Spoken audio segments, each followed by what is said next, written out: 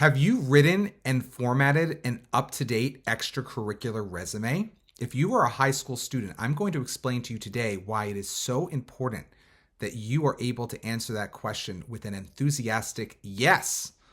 My name is Craig Meister. I'm a college admissions coach, and you can learn more about me and how you can work with me one-on-one throughout the entire college admissions process on my website, which is collegemeister.com. I've been working with students navigating the college admissions process for 18 years. So I know a thing or two about how students are able and should be able to put their best foot forward on their college applications. And recently I launched a new website, which is areyouontracktogetin.com. Again, areyouontracktogetin.com, which helps students and parents assess that very question. Are you on track to get into one of America's most selective colleges and universities? And I encourage you to go to that website after watching this video because it's a free assessment. It takes 3 minutes and it helps you, again, clarify and bring into focus areas maybe that you need to improve upon, and also whether or not you are a serious candidate for selective college or university admission in the United States at all. And it could be a wake-up call that maybe you aren't and you need to really seriously change things.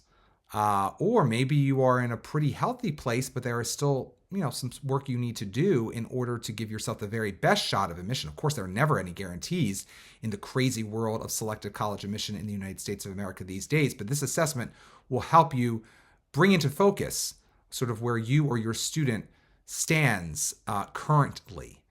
But I'm talking today specifically about the extracurricular resume because this is one of the questions on the questionnaire or the assessment that I just shared the link to, which is areyouontracktogetin.com, which basically the question asks something along the lines of, have you written and updated an up-to-date extracurricular resume? And many students, many extremely impressive students in high school, who maybe have great SAT scores, amazing grades in difficult classes, and even extremely impressive extracurricular exploits in 9th grade and or 10th grade and or 11th grade and or into 12th grade, have never even created an extracurricular resume. I find that to be a travesty, a complete travesty, for two reasons. Well, maybe more than two reasons, but some of the Ivy League schools and other highly selective colleges allow you to upload a full-fledged extracurricular resume to their applications on the supplement to the Common App in most notable particular, but even other schools allow it as well in one way, shape, or form if they're not on the Common App. So if you're just going to do the minimum, i.e. complete the activities page of an application and be left with the measly number of characters or words that you're allowed to fit into that pathetic section of the Common App or other applications, then you are basically applying to college with two hands tied behind your back.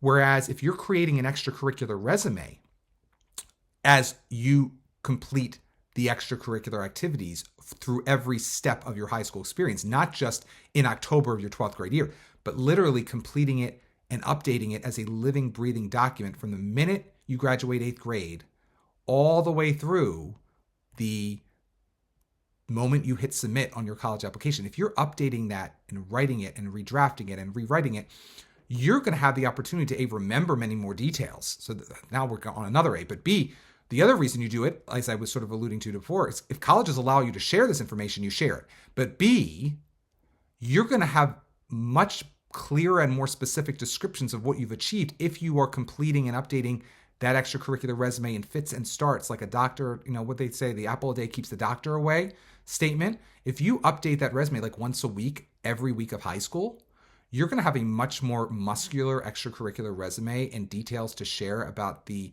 nature of your accomplishments than if you start scratching your head in September or October or maybe even November of your 12th grade year thinking, what did I do? What did I do with the summer before 10th grade? Or was I in any clubs in 9th grade or 11th grade? You're looking back at that point retrospectively. I want you to put yourself in the best position for selective college admission in the United States of America. So as a result, there's the phone. Just don't pay any attention to the phone.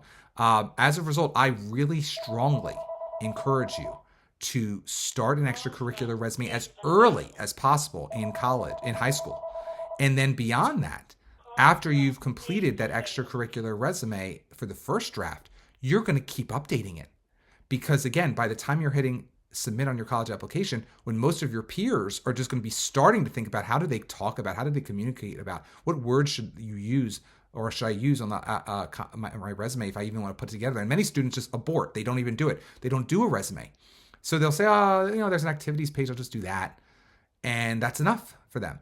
But many colleges, not just selective ones, but many colleges allow you to share a full-fledged resume somewhere in that application. And I've mentioned this in a lot of previous videos, and you can watch those videos. Of course, I encourage you to. But whether you've pursued 2 activities in high school, like let's say 1 sport and 1 musical instrument, or if you've pursued 20, you need to be keeping track of your specific accomplishments within those 2 or 20 activities so that you're going to be able to have the most content at your disposal as you ultimately winnow down the resume to the most valuable information to share. You don't want to send a 7-page resume as an upload, but all of my students who get into Ivy League schools typically have a 1 to 2 page resume. I've never really had a student have a 3-page resume. Even the most impressive students who I've sent off to Princeton and Yale and Harvard and Stanford through the years, those students capped off at 2 pages on their final drafts. But earlier drafts often have 3 or 4 pages as we, have the best content, and then we bring it down to the very best content at the end. So why am I talking about this? Because many students don't even know they can do this. They don't even know that they should be doing this, or they should be thinking about documenting or recording what it is they've been achieving in high school. But you can and you should do that. Because if you're not keeping record of your exploits, who is? No one. No one is.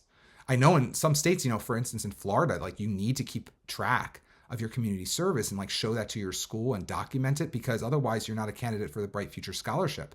But I would take that same sort of mentality and extrapolate it out further to say, you need to be keeping track of all of your extracurricular activities beyond just community service for your own benefit, not just for getting potentially, if you're a Florida resident, a Bright Future Scholarship, but for all your own benefit as you apply to college, because you're going to be communicating officially all the stuff you've done. Your college counselor's not going to do that. Your teachers may say, I'm really impressed that Johnny is such an A student in my class because he's also a member of the lacrosse team for 4 years, and that takes a lot of time. But that's as far as it's going to go in the teacher letter of recommendation. So you need to be your own best advocate. You need to be able to communicate about what it is you've achieved extracurricularly. And you do that by maintaining and pruning and coalescing around and continue to edit. And you take care of that little baby resume throughout your entire high school experience so that you have a beautiful, perfect one, really, frankly, by the end of your summer before 12th grade year. So if you want to start applying to college's rolling admission, which no real selective college offers rolling admission, but if you want to apply to a college rolling admission, you can start hitting submit on that baby in August of your 12th grade year. All right, so again, I cannot emphasize this enough, the importance of drafting a first draft and then continue to draft and draft and draft again an extracurricular resume throughout your high school career as you continue to have new experiences, new achievements outside of the classroom. Now, I will say a few other things.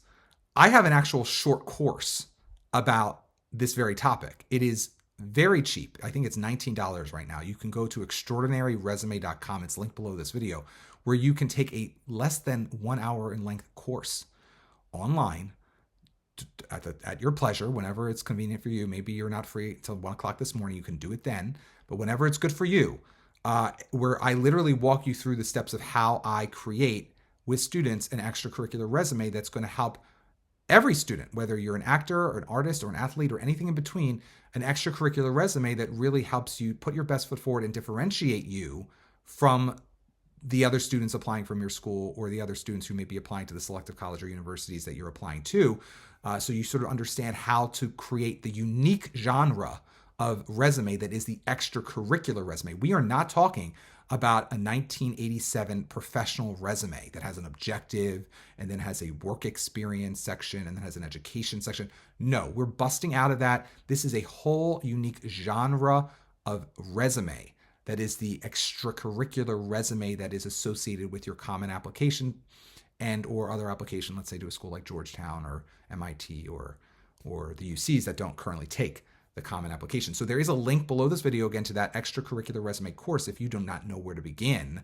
And again, it's extremely cheap, $19, and you can get it right now on extraordinaryresume.com, which takes you over to where the course is actually living and breathing for you to start taking at your pleasure.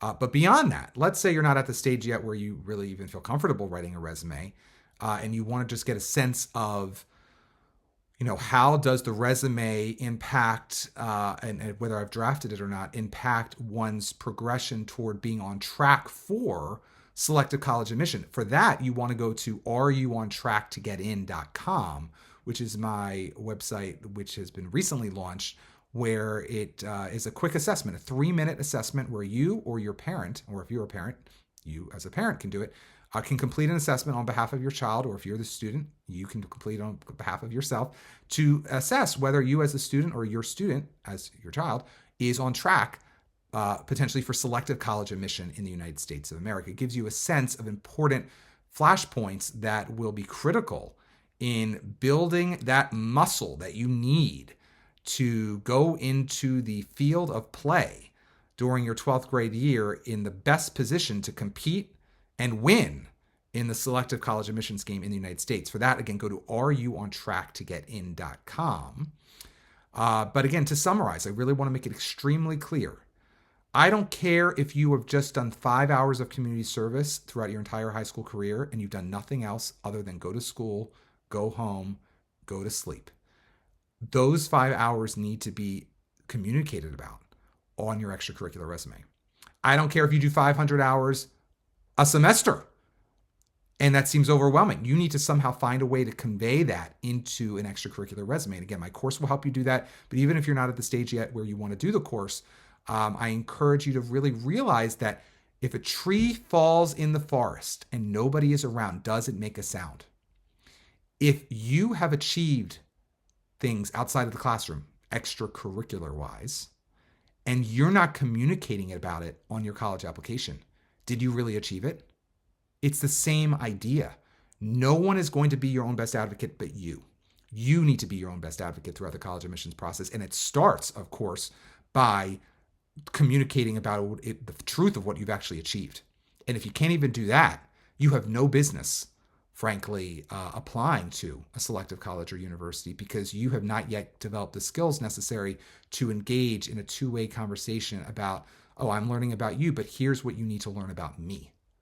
So this is not just a one-way marriage where you are just going to be so honored to get into Brown or Penn, and you will just exalt Penn and bow down to Penn or Brown for the rest of your life. This is going to be a two-way relationship. You want to be able to communicate to them why they should be honored to have you. Otherwise, they're not going to be sold on you. And so this is developing that skill set when you have an extracurricular resume. And again, you don't just start it in 12th grade year. You want to start it in the formatting around it. If you can have a foundation for that in 9th grade year or even sooner, you're just going to keep plugging and playing new content into that resume as you evolve as a young adult into high school. And by the time you get into 12th grade year or the summer before 12th grade year, you're going to have at your disposal a robust amount of content with which to work and from which to pull in order to ultimately carve down that final draft into the best product possible to upload as a supplement to your overall college application in one way, shape, or form, regardless of what colleges you're applying to. Will share something added beyond what's allowed you to share in the extracurricular section of applications, which are very usually skeletal. They're skeletal. They're very short in terms of the number of characters or words allotted to students, because you've got to remember the vast majority of students applying to four-year colleges in the United States of America have not been taught to communicate effectively in any way, shape, or form, and or they're not achieving that much. Maybe they are in one activity and they don't need even 10 slots, which are allotted to you in the Common App, to describe 10 activities. They only have one activity, and they're not necessarily in a position where they know how to communicate, where they know they can communicate in greater depth. And so they do the minimum and they move on. And again, most colleges on the Common App, as an example, are not that selective.